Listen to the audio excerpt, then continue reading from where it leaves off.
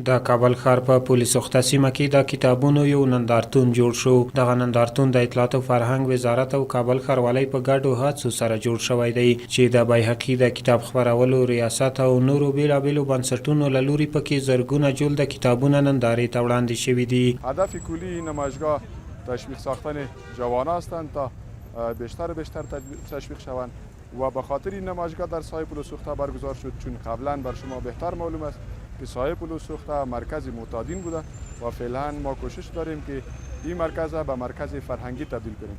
البته این بار دوم است که در سایه پلوسوخته این نمایشگاه کتاب برگزار میشه و در ماه‌های آینده نمایشگاه‌های دیگه هم برانداخته خواهد شد.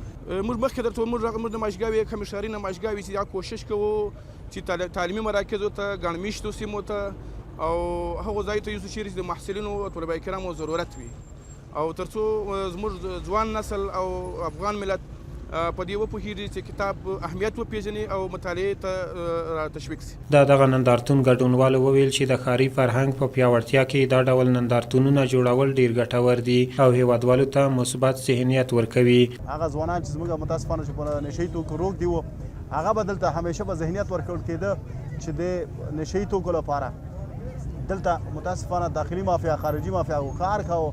متاسفانه چې چا ونه شو کولی دغه ځای دغه ځای مو بدل کی او نن یو نندارتون جوړلی یا داسې یو ځای جوړلی د امن فضا پکې جوړه ده، د کلتور د فرهنګ د ادب او د علم خبرې پکې کېږي. طبعا د کتاب او دغسې نمایشګاه په لار اچول به د ځوانانو په زندگی مثبت رول لري، ځکه بعضې وطنداران مصروفه دي او د کتاب اخیستل دپاره کتاب پلورونکي کې ته نشي ورتلی، نو کولی شي چې دغلته نږدې راشي هم کتاب واخلي او هم خپله مطالعه وکړي.